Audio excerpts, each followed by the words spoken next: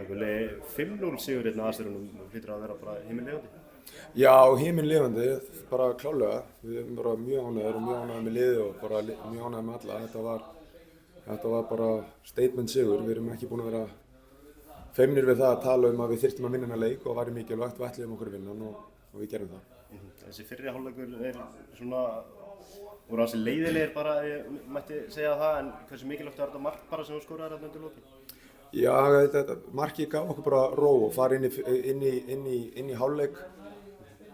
Bara, já, með aðeins meiri ró, við náttúrulega, við dominuðum hann með boltann og svo framvegis og við kannski sköpum okkur ekkert mikið, svona kannski einhver hálffæri, en það var bara mjög mikilvægt að hafa náð 1-0 og fara inn í hálfleik og reyna að pússa aðeins hvað við getum gert betur og slípa aðeins saman og svo náttúrulega bara pökkuðum saman í seinleik.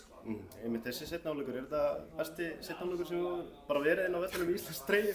Þú séð bara liðið spila svona? Nei, ég meina, þú veist, já, alveg örugglega upp there sko, þú veist, þetta er náttúrulega rosalega spennandi lið sem við erum með og ef við spilum á móti liðum sem að gefa mikið pláss og eins og þú veist, þá erum við með svo rosalega góða og efnilega og spennandi leikmenn að þú veist, að það bara rosalega gaman að sjá það og spila með þeim og svona, við vitum náttúrulega líka að Azerbaijan er kannski ekki besta landslið í heimi en þetta var bara mjög mikilvægt fyrir okkur og okkar móral að sýna og bakka upp það sem við erum búin að vera að tala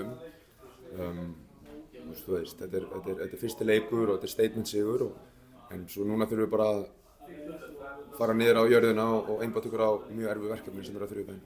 Þetta eru tveir afar ólíkir leikir, svona, hvernig leggst Frakkaleikurinn? Það er náttúrulega bara geggjað að vera að fara til Frakklands og spila móti þessari þjóð og þú veist, þetta verður örugglega ótrúlega skemmtileg upplifun og við þurfum bara að njóta þess að spila og njóta þess að bara verjast og reyna að breyka á þá skilju að við veitum alveg hvernig sá leikur mun vera. Það mun vera mjög erfitt verkefni en í fótbolta veit maður aldrei. Takk hérna. Ekki máli.